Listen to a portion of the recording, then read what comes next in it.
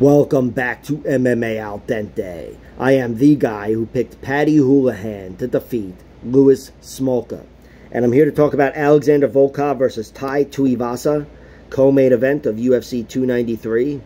And what a good co-main event it is. It's fucking dog shit. But still a good fight.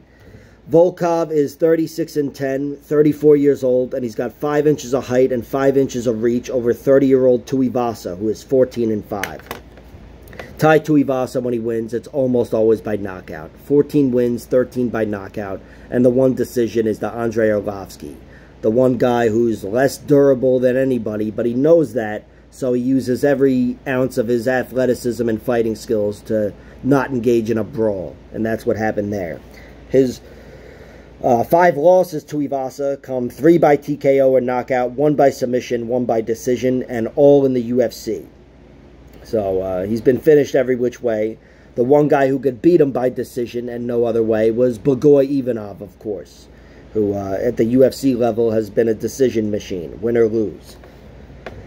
His 1 submission loss comes to Sergey Spivak, round 2 arm triangle choke. Spivak certainly doesn't look too good right now, but Sergey Spivak's a very talented fighter and in a lot of ways just a horrible matchup for Tuivasa. And his 3 losses come by TKO come to Sergey Pavlovich, Cyril Gane, and Junior Dos Santos. And those are in round 1 for Pavlovich, round 3 for Gane, and round 2 for Tuivasa. I think Tai, that's his biggest, I guess his biggest weakness is definitely his ground game, but how he's most likely to be finished, I'd say, is with striking, to be honest. Sergey Pavlovich ran right through him. That guy, he's just a fucking monster, especially in the first minute there. We've seen him steamroll some elite fighters, or top 5 fighters anyway.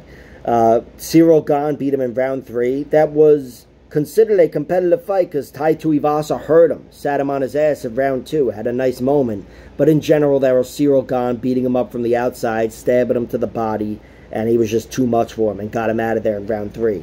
And Junior Dos Santos, I think that was just a, Junior hanging on close enough to his prime and taking on a guy who didn't belong in there with, any sort of a dangerous Junior Dos Santos. And Dos Santos outlasted him and TKO'd him. Tai Tuivasa, he's on a 2-fight losing streak, both of which are finishes to Sergey Pavlovich and Cyril Gane. So he's looking to turn things around here, even though those are 2 heavyweight contenders. Tai Tuivasa, not long ago, was a top heavyweight contender, coming off that big Derek Lewis win, that elbow, which was a thing of beauty. Alexander Volkov, he's got a record of 36-10. He's got 24 TKO wins, 3 submissions, and 9 decisions. Of course, one of those submissions is over the aforementioned Bogoy Ivanov, who is very tough to finish. That's actually the only time he's been finished. And his 10 losses, Volkov, come 2 by TKO, 3 by submission, 5 by decision. Let me just talk about the knockouts, because that's what's relevant here. I think if Tai Tuivasa wins this fight, it's by knockout. I'd be incredibly surprised if he won a decision, although that's not impossible, but I think he would have to hurt Volkov on multiple occasions, not put him away, and still have the fight be close, and maybe the judges help him out, and the crowd, certainly. But the 2 TKO losses for Volkov are to Derek Lewis and Minikov, who was one of the best fighters outside the UFC some years back, the Bellator heavyweight champion, the next coming of Fedor and whatever the fuck, and he got Volkov out of there with a big uppercut type of punch and then pounded him out. That was halfway through round 1. And Derek Lewis, of course, knocked him out with just the bomb of all bombs, the comeback punch of all comeback punches. And that was in round 3, the final seconds of round 3 at UFC 229, which was really cool for Derek Lewis because that was right before Conor and Khabib went at it. So he's been knocked out before, but those are 2 very dangerous guys, and that's 2 finishes by TKO in over 50 fights. Or no, 46 fights. I can't do math, but I'm sure he had some amateur fights as well. No, whatever. But Volkov in general, he's still a healthy guy who's very durable. You know, I'm not saying he's got the strongest chin. I'm saying he's tough to reach in the first place. And I think that's going to be the issue for Tai Tuivasa. I've got Volkov winning. I think he can duplicate the performance of a guy like Cyril Gane, who actually out-jousted Volkov.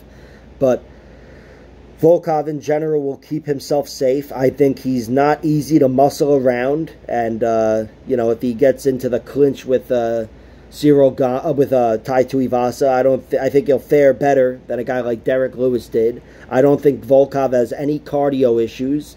I know we've seen him shut down before, but I don't see any cardio issues from him. He is the guy that out-hustled Curtis Blades in round 5 after getting dominated, which was strangely impressive, although didn't really amount to much. But I've got Volkov winning this fight. I think Volkov is a bad matchup for Tai Tuivasa, a much more diverse striker, and really good at stabbing guys to the body. And Tai Tuivasa's got a lot of body and not a lot of movement. Right, Stevie the Cat? Yeah, I think that this means she objects, and she's picking Tai Tuivasa. You know what? I hereby change my pick to Tai Tuivasa.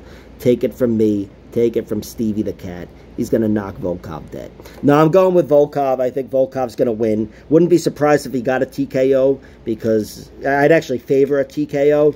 But Volkov, he's not as dangerous as some of those other guys. Certainly doesn't have the pure offensive prowess of a guy like Sergey Pavlovich. Cyril Gane, he's close enough to, but that was a 5-rounder and a war. I don't think this will be a war, and it's only a 3-rounder. So I think there's a chance Volkov just manages a decision victory here. But I'm going with Volkov, no doubt. I bet on him at minus 220, and it's not the greatest odds, but whatever. I'm pretty sure he's going to win.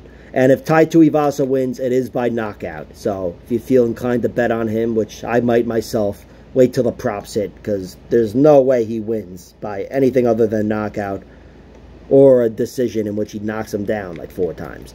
Like, share, subscribe, all that horse shit. Check out my other videos.